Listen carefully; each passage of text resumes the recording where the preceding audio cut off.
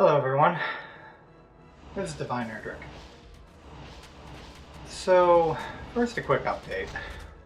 I'm going to be switching from Sunday postings to Wednesday postings, and I'll be releasing a more optimistic and probably better video this Wednesday. And if this is where you stop watching, that's fine. I'm not expecting this video to do well, and I kind of hope it doesn't. But I felt with what's going on, I had to make it before releasing the next video. In many ways, this is a video I didn't want to make. It's the kind of video I don't want to get into the habit of making. You see, I'm about to get really preachy. Really preachy. Because this video was prompted by the layoffs at Activision Blizzard. So if you haven't heard, Activision Blizzard has held its investor conference call for the Q4 of 2018. In it, CEO Bobby Kotick began by bragging about all they accomplished last year. There were record-breaking earnings, higher profits, and even lower operating costs. This should have been good news for any business and any investor. However, Activision Blizzard stock prices have been falling. Investors have been losing faith in the company in the face of record revenue, increased profits, and lower costs. Stockholders are nervous. More and more of Activision Blizzard's money is coming from loot boxes, but now the first wave of laws recognizing them as gambling have started. And while loot boxes will continue to make them money, they've become a black mark to most of us. Overwatch esports has been a huge success, but support for Heroes of the Storm was pulled suddenly and without warning. Overwatch itself, while still popular and making lots of money, has been knocked out of the spotlight by games like PUBG and Fortnite. Call of Duty Black Ops 4 reviewed and sold well, but has been a tender spot for many gamers. With single-player campaign gone, changes to the mechanics, sneaking in microtransactions later, a grindy progression, a bandwagon if still really good gameplay mode, and the fact it had to compete with Red Dead Redemption 2, well, Call of Duty underperformed. It still made $500 million in its opening weekend, but not the $580 million it made last year. Then you have changes in leadership, especially at Blizzard, and that's made people nervous. The announcement of Diablo Immortal, of course, that was a complete fiasco. And the game is still likely to make a lot of money in the Asian marketplace. There's also the success of single-player experiences in 2018. Activision Blizzard and Bobby Kotick keep talking about how they really want to push this idea of online live services. But you got games like Breath of the Wild, God of War, Spider-Man, of course, Red Dead Redemption 2, and even their own Spyro that were all huge successes. And the hype around upcoming releases like Cyberpunk 2077, Death Stranding, they're showing that gamers still want good single-player games. Just this month, Capcom raked in money and ratings by re-releasing an old single-player game, Resident Evil 2. And then finally, Bungie left the company, and they took Destiny with them. So with all of that, the company broke records and had a successful year. They weren't as successful, apparently, as they wanted to be. So despite that, costs were already down. Activision Blizzard leadership has decided to tighten the belt further, and has laid off 770 employees, 8% of their total workforce. Now, layoffs are a part of business. Sometimes you try to expand where you think you can make money and it doesn't work out. And rather than keep going and hoping things change, it's usually better to call it a loss and move on. And that often means you let people go. And that is part of Activision Blizzard's plan. They are ending some projects and focusing on others, and interestingly, one of the franchises they called out to be a focus was Diablo. But 8% is a big cut. That's almost 10%. And if you're familiar with some recent BuzzFeed kind of things, that's the literal definition of decimation. And it was a surprise to everyone. I mean, Activision Blizzard had a good year. You usually tighten the belt when things are lean, not when they're not as fat as you'd like.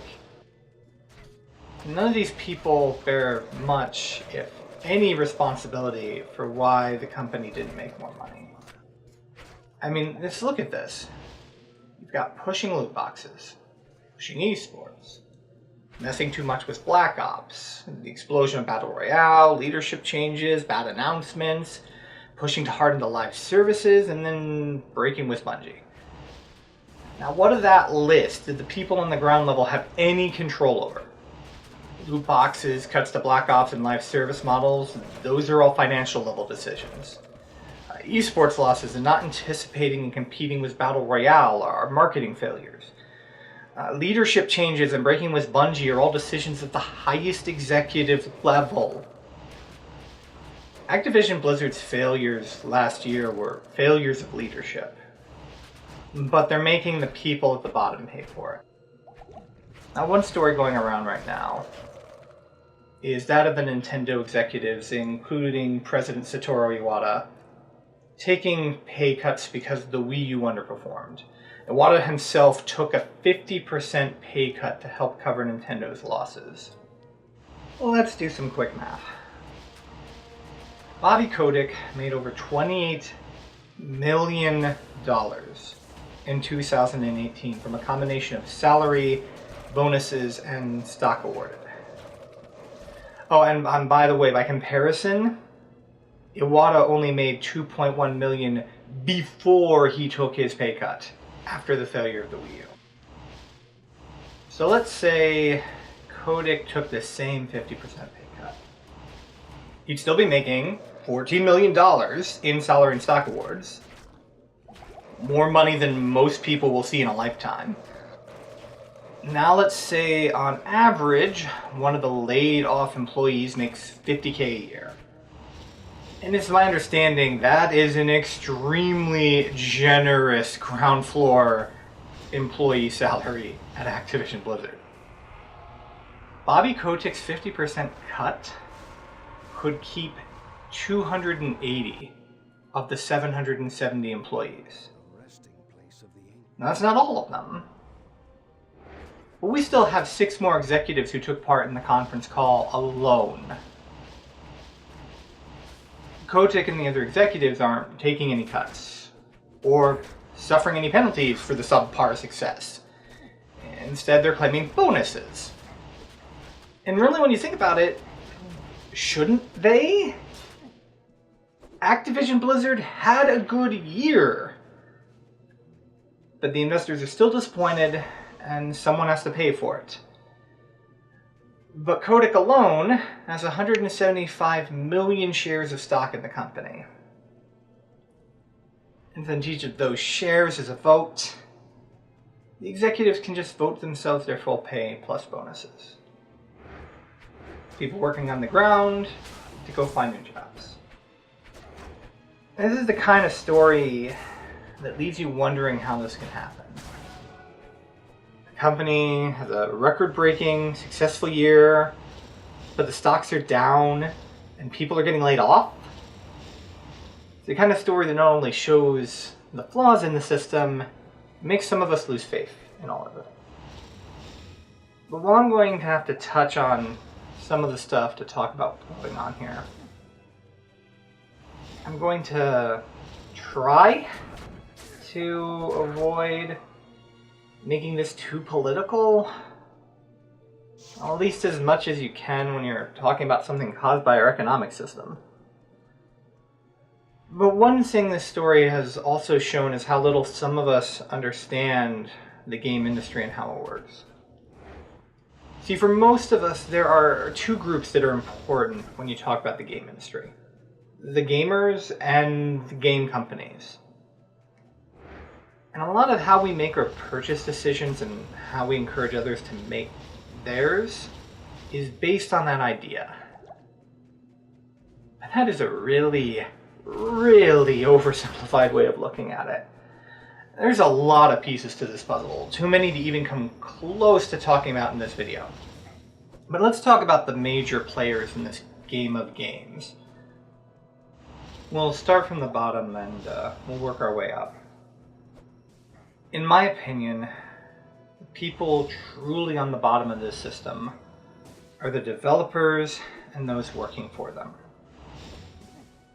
If you're a gamer, chances are you've wanted to make a game. But game development is a long, difficult, and grueling process. It can definitely be rewarding, but it's not something to jump into lightly. Unfortunately, with how much the video game industry has grown, and with marketing efforts by both the industry and businesses that want to cut the money, the job market is flooded with both professional and wannabe developers. And the end result is it's an extremely tough market to find work in. The pay is low, the benefits are non-existent, the hours are long, and the work is often, well, pretty dull and repetitive. To make matters worse, whether you're independent or working in a corporate environment, the studio is answerable to basically everyone. When making a game, they constantly have to show progress and results to any owners, publishers, or investors.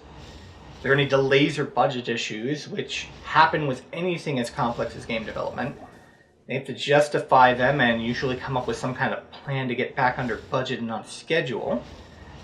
They're often the ones put out in front of the media to promote the game, so while they're busy working, they also have to answer to the media. At this point, we gamers will often step in and try to get information and even criticize what we see. So now the studio is answering to us, and then when the game ships, they'll be answering to us again for any problems we have.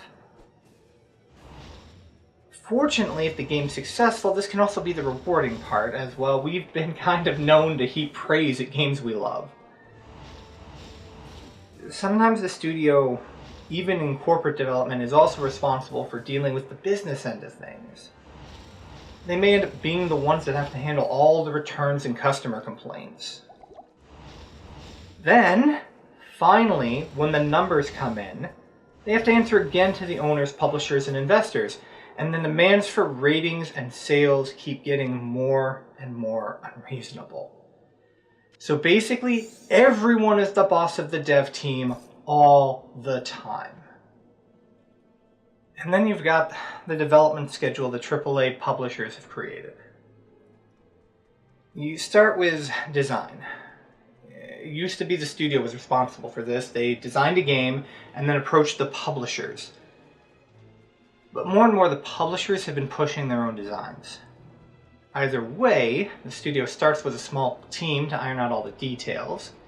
They use that small team to get the ball rolling, often even creating a prototype for the game with a minimal staff.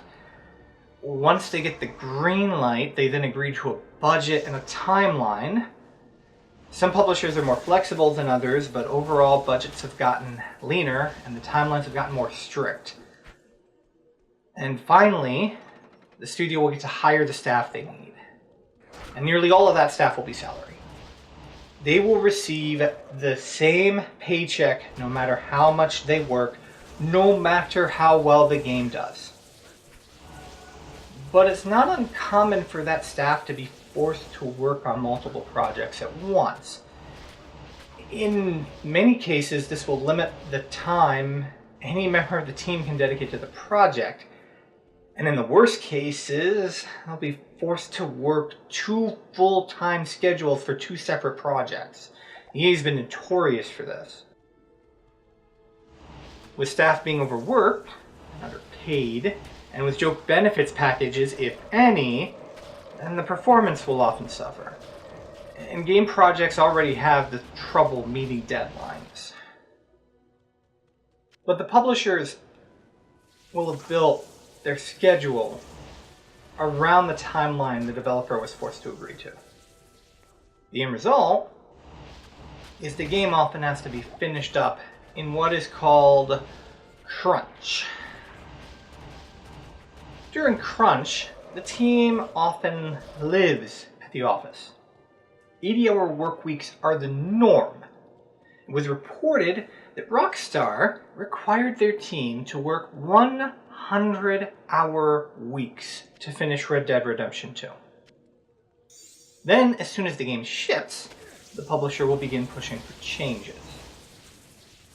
Either the studio will be put to work on the next project, or they'll be set to maintaining the game, and often they have to do both. There is no next project, and sometimes even if there is, the studio gets downsized. Lucky employees have other projects they get moved to, but layoffs are the norm. As the project winds down, more and more people are transferred, and more often than not, more and more people lose their jobs. And then the studio gets to work on the next project and the cycle repeats. This process sucks. It's bad for employees who get overworked for little pay just to lose their jobs. It's bad for the studio that has to create in such a hostile environment. And it's bad for us because it hurts the quality of the games that we want to play. The only people it's good for are the publishers, and even that's debatable. Without a doubt, being a developer is not something you want to do unless you're truly passionate about making games. And so yeah, I'm pretty sure the studios are the ones at the bottom. So were these layoffs just part of this cycle then? Unfortunately, no. While layoffs are normal, they're tied to studios and projects.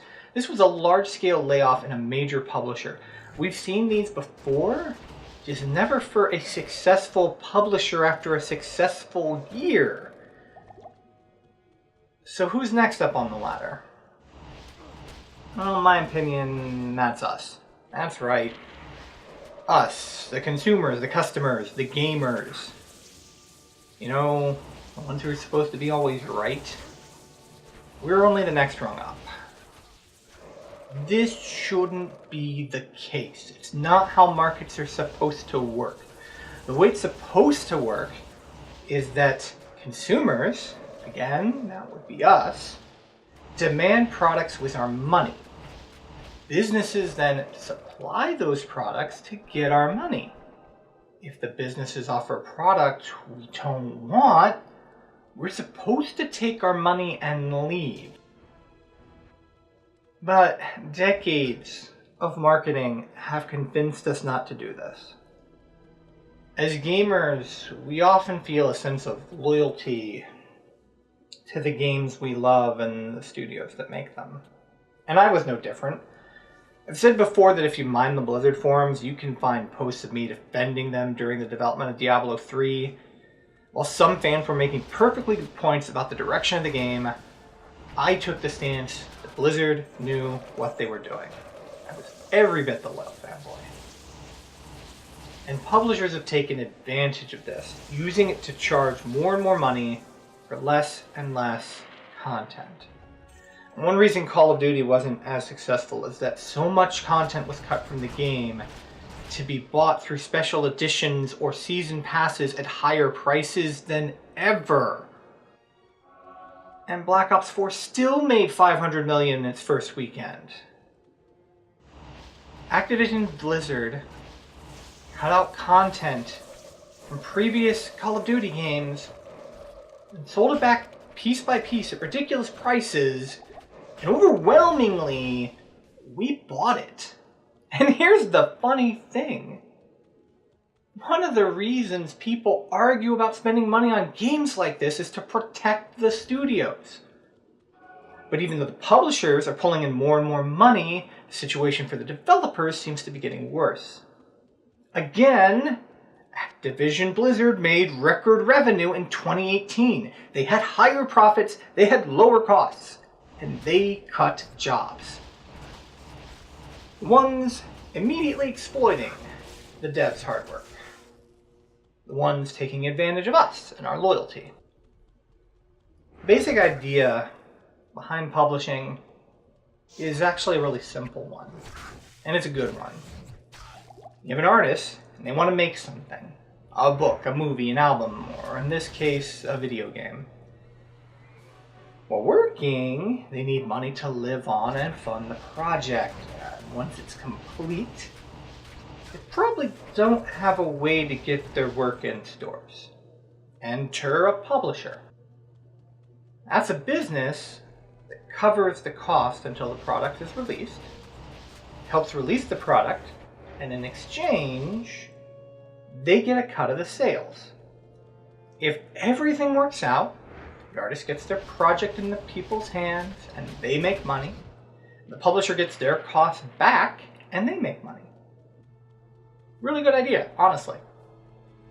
But as things have gone on, publishers have become larger and larger. And the part where the developer makes money or even gets his product out has stopped being important at all. The only thing that matters is the publisher gets their cut. Now we have publishers that just straight up own developers. Now we've had that for a while, and I mean, just look at EA and their history of studio closures. But here's the problem. The reason this relationship existed to begin with is that making a popular game is hard. Making any popular art or media is hard. The publishers couldn't do it. Why they invest in the artists. But now they're the ones calling the shots. Why does that happen? How do we get to that point where these publishers think they know how to do everything? And this is going to be a little bit more controversial, but there is actually a somewhat well-known and researched reason for this. You see, there's an idea that has become more and more of a problem among the most wealthy and successful of us. I'm about to get even more preachy and political, but I can't think of any way else to explain this. Alright, so markets are all about specialization. This is a really quick, shallow Econ 101 explanation, but imagine that you and I are roommates. And let's say we both love pizza and tacos, and so we decide that every week we'll have one pizza night and one taco night. Now, we could take turns each week. One week, I make the pizza and you make the tacos. The next, I make the tacos and you make the pizza. Or maybe one week I'll make both, and the next week you'll make both. But it actually makes a lot more sense for us to decide just which of us is better at what, and then focus on that. So I like to think I make a decent pizza. So I end up with pizza night. So now every week, I make pizza. Over time, I'll get better and better at it. I'll probably also get faster. I may even start to find better places to get my ingredients so I spend less money. As long as I try to get better at making the pizza, eventually I'll be able to make a damn good slice of pizza. At the same time, you might get really good at making those tacos. And that's how businesses are supposed to work. A business provides a product or a service, and over time, as they try to make more and more money, they get better and better at it. Dev teams make games, publishers manage finances and learn what studios are worth investing in. But there's this myth that surfaces from time and time in Western culture. And that is the myth of the ideal man. And I said man intentionally. As far as I'm aware, there's no feminine equivalent of this. And it's had many names. Heroes, Renaissance men, Ubermensch. But the concept is roughly the same.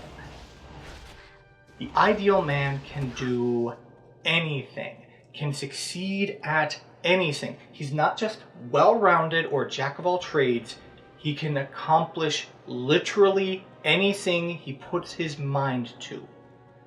And although some have come close, no one has or can ever achieve that.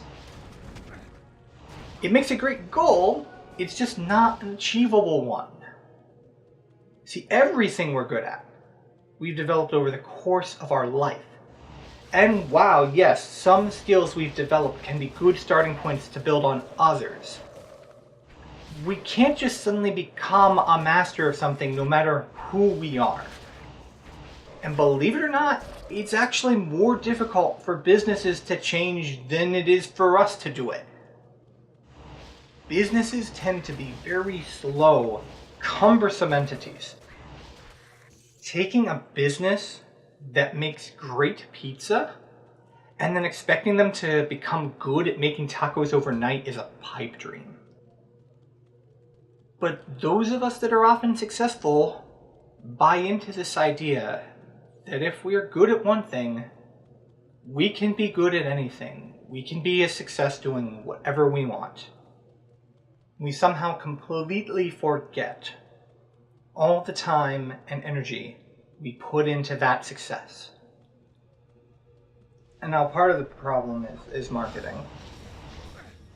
I've complained a little about marketing in the past, but marketing started by taking existing products and making them more popular.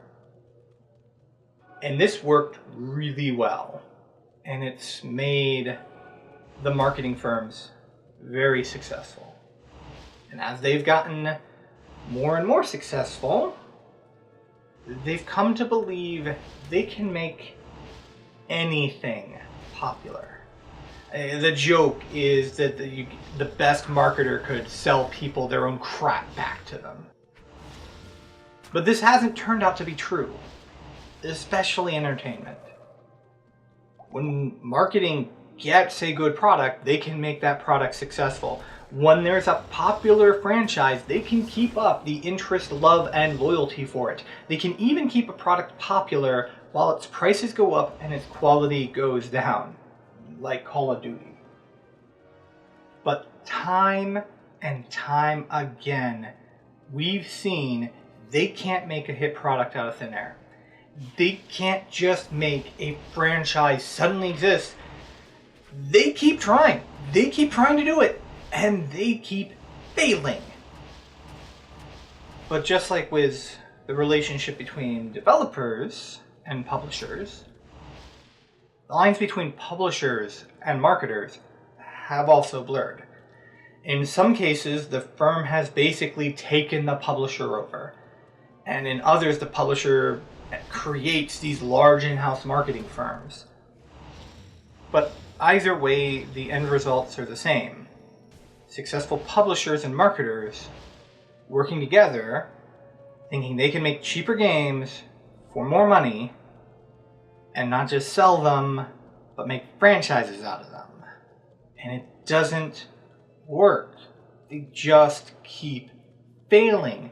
And in the end, Activision Blizzard's success last year came from the hard work of developers, the ones that actually have the skills and talent for making the games.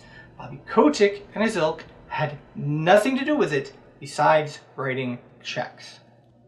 They'll never be convinced of that. They're successful, so they're capable of anything. They see themselves as the ones that are fully responsible for all of the success and the ones worthiest of all the rewards. And ultimately, well, they're the ones who make that decision. You see, executives aren't hired and paid the way the rest of us are. You see, while we have to scramble and compete with each other for the best jobs, and then once we got a job, we have to do everything in our power and work as hard as we can to justify even the smallest raises. At the executive level, who gets hired, what they get paid, and when and how they either get bonuses or get laid off or fired, is all decided by the board of directors and the other executives. You see, the board of a corporation is made up of the people who've invested the most in it. And usually this is based on how much stock they hold. And they vote to hire and pay specific executives. But this isn't a simple one-person, one-vote process. The votes are based on how much of an investment you have. So usually whoever has the most stock basically gets to make all the decisions. And if the people with the most stock want to hire someone, well, that's who's going to get hired. The contract the executive gets is also decided by these people. So if you want to be an executive and you want to make a ton of money, you just have to convince the people at a company who have the largest investment. And if you've got friends there, well, guess what? You've got a job. And there are a hell of a lot less in the way of executives out there competing with each other than most of us have to compete with in our jobs. But it gets worse. For a while now, it's been a tradition to give executives stock as part of their pay.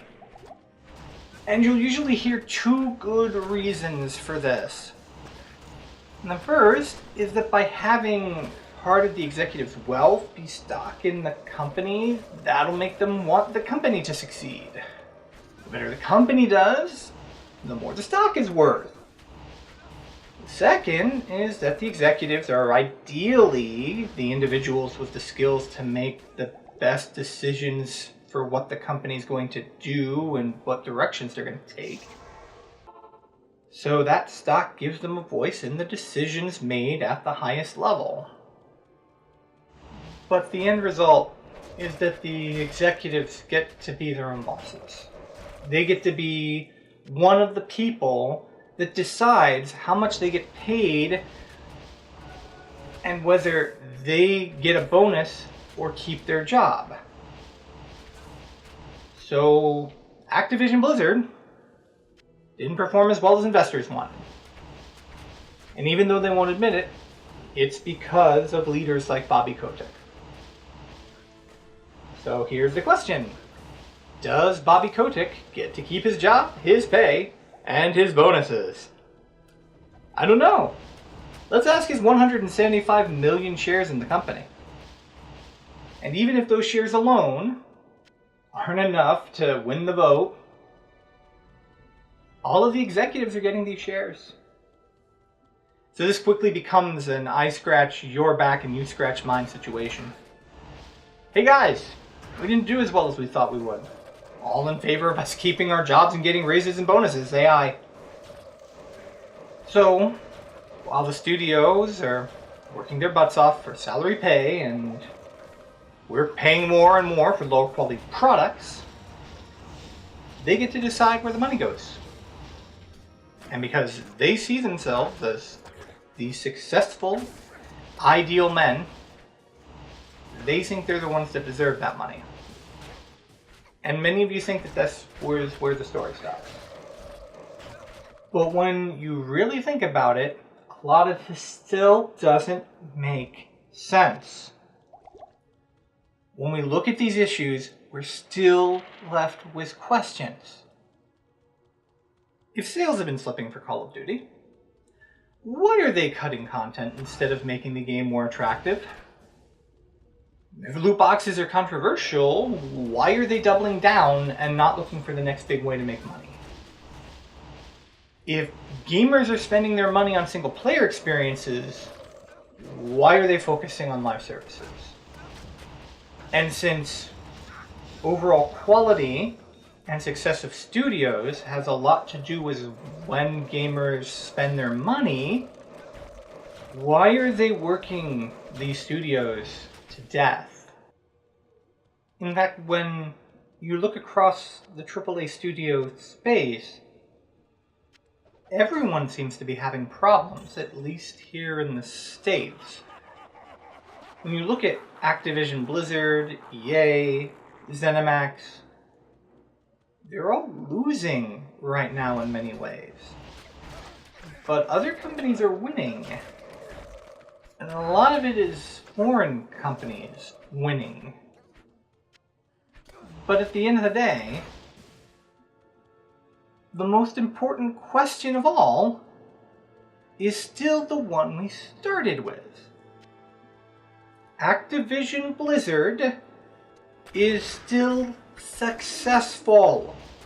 The executives are still planning on growth for the company, just slightly slower growth than before. And if they're planning on growing, don't they need employees? Why do you lay off workers when your goal is to keep growing? We still don't have a full picture of why these 770 employees lost their jobs. The answer is the final part of this mess, the top rung of the ladder. The investors.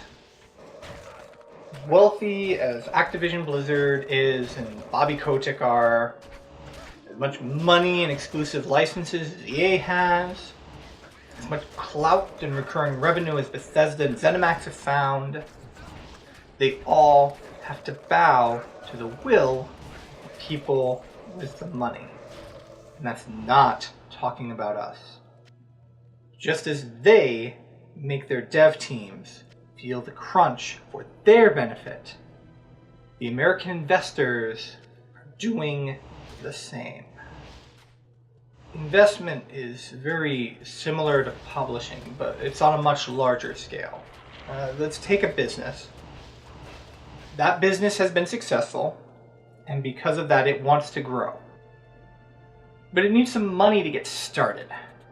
Well, get an individual who has money, but doesn't know how to run that business to make money off of it. They then can give the business some of that money,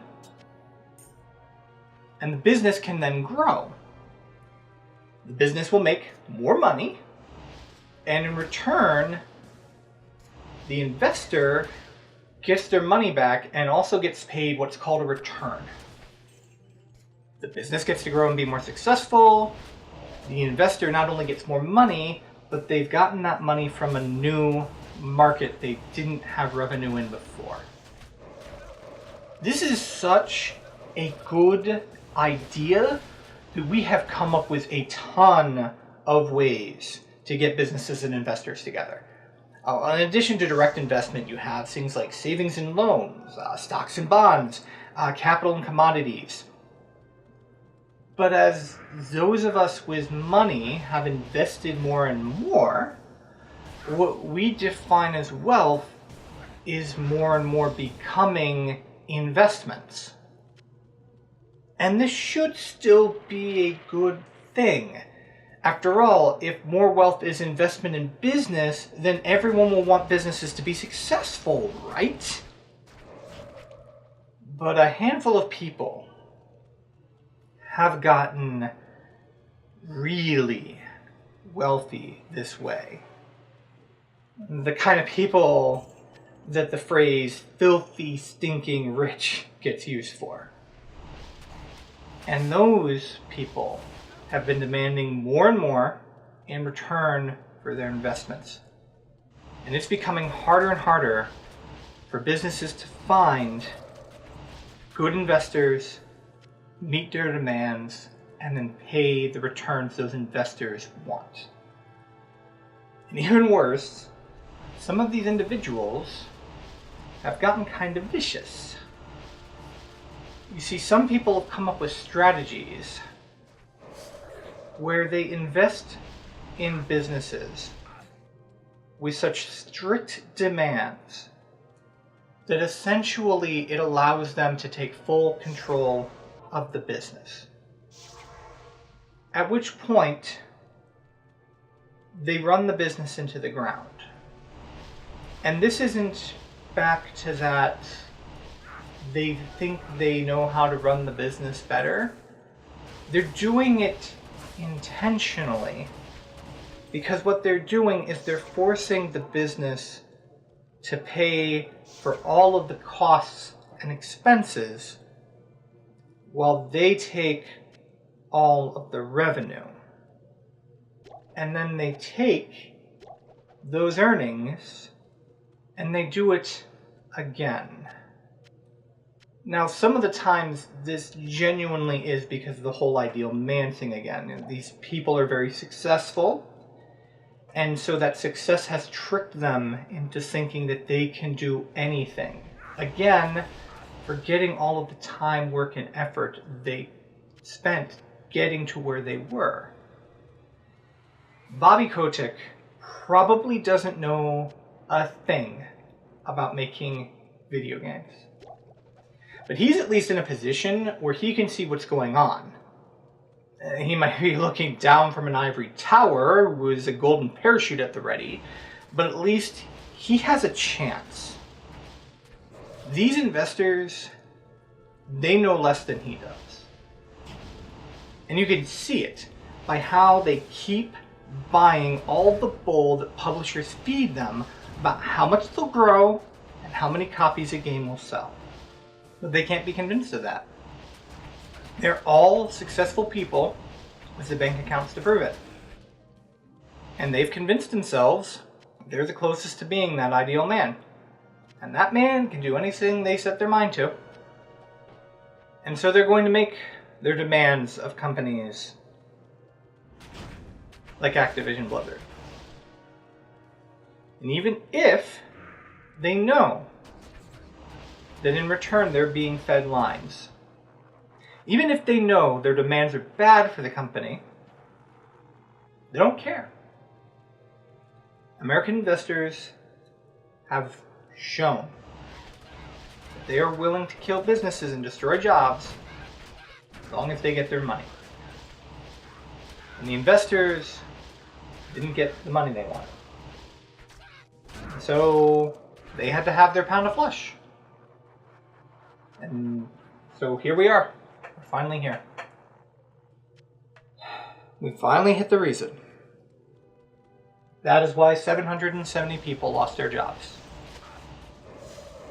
This story has shown the flaws in the system. And more of us are losing faith. And it's obvious why. The system isn't just flawed anymore. Those flaws have turned to cracks. And those cracks have corroded. And even if the system can be fixed, until it is, something is becoming clear. The American AAA game space is not good for gamers. It's not good for developers. It's probably not really all that good for publishers. And it's definitely not good for games. And it's getting worse. But although that all sounds doom and gloom, there actually has been some hope. Contrary to what publishers argue, games are actually cheaper and easier to make than they've ever been. And in addition to indies, we've seen the growth of smaller, what some are calling AA studios. And those studios have started to gain a lot of success and attention. Microsoft has already begun investing heavily in a lot of them. And in the meantime, while American studios might be suffering a lot, foreign studios are still mostly successful. Well, Square keep saying their games aren't doing well, and we all know what to say to Konami. But other Japanese studios are booming. And it's not just Japan. Ubisoft seems to be getting better at responding to the market currently too, which is something I never thought I'd say. And then of course, we've got the new hit studio, the new hit publishing darling to us gamers, CD Projekt Red. And the success of smaller devs and foreign companies may just be what the doctor ordered to get American companies to straighten up. Take-Two has all the money they need to adapt. I'm less certain about Warner Brothers. They've been getting hammered on two fronts and they still haven't figured any of this out. Electronic Arts, yay, well, I guess I'm always willing to witness a miracle. So, that just leaves the topic of this story. That just leaves Activision Blizzard. Or the part that a lot of us care much more about, the Blizzard part. So at last, here we are. The wish list. What is my wish list for Blizzard? Well, first, it's my sincere wish that everyone that was let go lands on their feet. The video game industry is a volatile place right now. And I honestly hope that each of you finds one of the many companies that are reaching out. And each of you gets to have a successful career in this industry we all love so much. And if you decide to leave the industry, then I hope you find a successful career elsewhere. I sincerely wish, even if it's in vain, that none of you has to go through a layoff again. And if that's too much, I wish you never again get laid off from a company that was successful from your work. I wish this industry would become a better place to work in, that cared more about the people that bring all of us these experiences we love so much. As for Blizzard themselves, I wish all of the development studios under that name could be cut free from this ever more bloated executive profit machine their company is becoming. I wish for Blizzard to be reborn anew, more than likely as their own independent AA studio. And yeah, that's going to be smaller, but it's at least going to be free from the influence of people like Bobby Kotick that don't care about them, us, or even making games.